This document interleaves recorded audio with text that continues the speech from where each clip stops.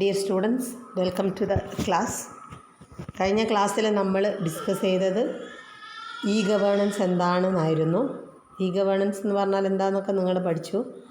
ഇനി types of e governance. First one G2G, government to government. G2G e-governance refers to the online communications between government organizations, departments and agencies with the help of huge database. The efficiency of this type of governance will be enhanced by the use of online communication and cooperation, which allows for the sharing of database and resources between government departments.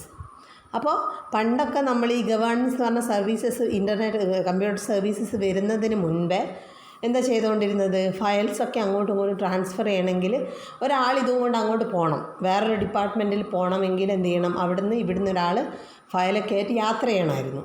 ഇപ്പോൾ എന്താണ്, online ആയതോടുകൂടി ഈ governance വന്നതോടുകൂടി അതൊക്കെ ഈസിയാണ്. Government to ഗവൺമെൻറ്റിൻ്റെ എന്തെങ്കിലും ഒരു ഇത് ട്രാൻസ്ഫർ ചെയ്യണം, ഒരു ഫയൽ ട്രാൻസ്ഫർ ചെയ്യണമെങ്കിൽ എന്ത് ചെയ്യാം, ത്രൂ ഓൺലൈൻ എന്ത് ചെയ്യുന്നുണ്ട്, ട്രാൻസാക്ഷൻസ് നടക്കുന്നുണ്ട്. ഇപ്പോൾ ഒരുപാട് കാര്യങ്ങൾ, ഇപ്പോൾ നമ്മളിപ്പോൾ എന്തെങ്കിലും ഒരു ഗവൺമെൻറ് ഡിപ്പാർട്ട്മെൻറ്റ് പോയാൽ അവിടുന്ന് ചിലപ്പോൾ അത് വേറെ എങ്ങോട്ടെങ്കിലും സെൻഡ് ചെയ്യേണ്ടതായിട്ട് വരും. അപ്പോൾ ത്രൂ ഓൺലൈൻ അത് എന്ത് ചെയ്യാൻ പറ്റുന്നുണ്ട്, നമുക്കതിലേക്ക് സെൻഡ് ചെയ്യാൻ പറ്റുന്നുണ്ട്. അവരുടെ ഡിപ്പാർട്ട്മെൻറ്റ് മറ്റേ ഡിപ്പാർട്ട്മെൻറ്റിലേക്ക് കൊടുക്കും, എൻക്വയറിക്ക് കൊടുക്കും.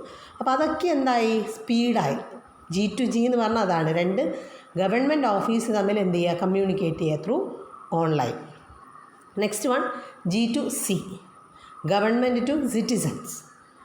G2C interface is created between the government and the citizens that enable the system to provide a wide range of government services to citizens. The primary goal of e-governance is to serve the citizen and facilitate their interaction with the government. അപ്പോൾ G2C എന്ന് പറഞ്ഞാൽ ഗവൺമെൻറ്റും സിറ്റിസൺസും. നമ്മൾ ഒരു സിറ്റിസണായ നമുക്ക് ഗവൺമെൻറ്റിനോട് എന്തെങ്കിലും പറയണമെങ്കിൽ അല്ലെങ്കിൽ ആ ഓഫീസിൽ നമ്മൾ നേരിട്ട് പോയി പറയേണ്ട ആവശ്യമില്ല. നമുക്ക് എന്ത് ചെയ്യാം, മെയിൽ അയക്കാം, നമുക്ക് കൊറീസ് അയക്കാം.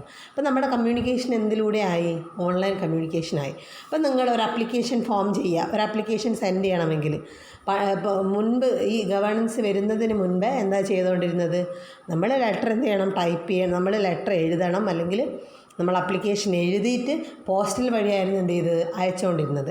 അപ്പോൾ പോസ്റ്റൽ വഴി അവിടെ എത്താൻ 2 ദിവസം എടുക്കുന്നു. അവിടെ നിന്ന് അവരുടെ വെരിഫിക്കേഷനൊക്കെ കഴിഞ്ഞ് തിരിച്ച് നമുക്ക് ഇങ്ങോട്ട് അയക്കാനും 2 ദിവസം എടുക്കുന്നു. അപ്പോൾ കുറേ ദിവസങ്ങൾ നമുക്ക് എന്ത് ചെയ്യുന്നുണ്ട്, നഷ്ടപ്പെട്ടു പോയിരുന്നു.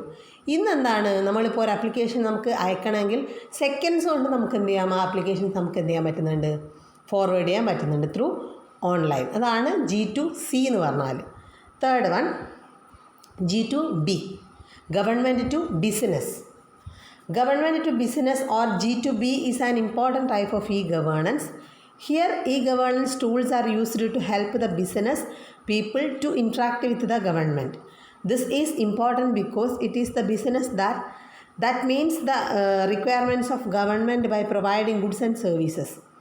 G2B includes various services exchanged between government and the business sectors, including distribution policies, memos, rules and regulations. അപ്പോൾ ബിസിനസ്സിന് റൂൾസ് ആൻഡ് റെഗുലേഷൻസ് ഒക്കെ പ്രൊവൈഡ് ചെയ്യുന്ന എന്തിലൂടെ മാറി, ഈ ഗവേണൻസിലൂടെയായി മാറി.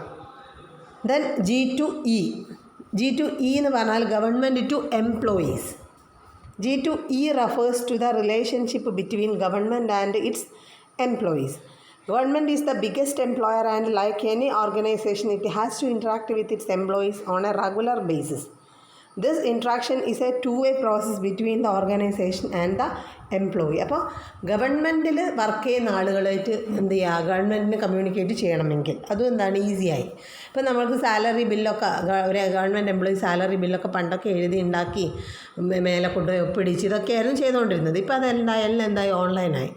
ഇപ്പോൾ എല്ലാ കാര്യങ്ങളും ത്രൂ ഓൺലൈനായി മാറി. ആപ്ലിക്കേഷൻ ആളുകളെ എടുക്കുന്നതാണെങ്കിലും ഇൻ്റർവ്യൂ കാർഡ് അയക്കുന്നതാണെങ്കിലും ഒക്കെ ഓൺലൈനായി. Okay. Then benefits of e governance. എന്തൊക്കെ ബെനിഫിറ്റ്സ് ആണ് ഈ ഗവേണൻസ് കൊണ്ടുള്ളത്? Access to information and quality services for citizens, അറിയാം. Time saving, cost reduction, transparency, accountability, improved efficiency, expanded reach of governance. അപ്പോൾ advantages അതായത് benefits ഒക്കെ നിങ്ങൾക്ക് ഏകദേശം clear ആയാലേ ഇപ്പോൾ കേട്ടാൽ തന്നെ മനസ്സിലാവും. ഇനി എന്തൊക്കെ ഡിസഡ്വാൻറ്റേജസ് ഉണ്ട് നോക്കാം. Lack of equality in access to the internet. ഇപ്പോൾ എല്ലാവർക്കും ഒരേപോലെ ഇൻ്റർനെറ്റ് ആക്സസ് കിട്ടിയെന്ന് വരില്ല. ചിലർക്ക് എന്തായിരിക്കാം ഇൻ്റർനെറ്റ് കിട്ടാത്ത ഏരിയ ഉണ്ടാവാം. അപ്പോൾ എല്ലാവർക്കും ഒരുപോലെ കിട്ടാത്ത അവസ്ഥ വരും. Lack of trust and cyber crime. ഇപ്പോൾ നമ്മൾ പറഞ്ഞില്ലേ സൈബർ ക്രൈം, നമ്മൾ മുൻപേ ക്ലാസ്സിലൊക്കെ പഠിച്ചില്ലേ, നമ്മളെ ഇൻഫർമേഷൻസ് മറ്റുള്ളവരെന്ത് ചെയ്യാം, ഹാക്ക് ചെയ്യപ്പെടാം. അതും എന്ത് ചെയ്യും, സംഭവിക്കാം. High surveillance. നമ്മളെ കാര്യങ്ങൾ എല്ലാവരും അറിയുന്നുണ്ട് അല്ലേ. നമ്മളെ പേഴ്സണൽ കാര്യങ്ങളാണെങ്കിലും എല്ലാവരും എന്ത് ചെയ്യുന്നുണ്ട്, നമ്മളെ കാര്യങ്ങൾ അറിയുന്നുണ്ട്. അതാണ് high surveillance. Fall sense of transparency and accountability. വിശ്വാസ്യത കൂടുതലാണെന്നൊക്കെ പറയുന്നുണ്ടെങ്കിലും എന്താണ്, വിശ്വാസ്യത കുറവാണ്. Costly infrastructure. അപ്പോൾ ഇത് എന്താ പറയുക, ഇമ്പ്രൂവ് ചെയ്യുക അല്ലെങ്കിൽ ഇംപ്ലിമെൻറ്റ് ചെയ്യണമെങ്കിൽ നെറ്റ്വർക്കൊക്കെ ഇംപ്ലിമെൻറ്റ് ചെയ്യണമെങ്കിൽ ഒരുപാട് കോസ്റ്റ് എന്താണ് ആവശ്യമാണ്. അപ്പോൾ ഇതാണ് ബെനിഫിറ്റ്സ് ഓഫ് ഇ ഗവേണൻസ്. അപ്പോൾ ഈ ക്ലാസ്സിൽ ഇതെന്ത് ചെയ്യുക, നോട്ട് ചെയ്ത് വെക്കുക, ഏതൊക്കെയാണ് ടൈപ്സ് ഓഫ് ഇ ഗവേണൻസ്, അതിൻ്റെ ബെനിഫിറ്റ്സും ഡിസഡ്വാൻറ്റേജസ്. അപ്പോൾ types of e governance may be ചോദിക്കാം, എക്സാമിന് 4 മാർക്കിന് ചോദിക്കാം, ചാൻസ് ഉള്ളൊരു ക്വസ്റ്റ്യനാണ്. സോ എഴുതിയെടുക്കുക, നല്ലോണം പ്രിപ്പയർ ചെയ്യുക. Thank you.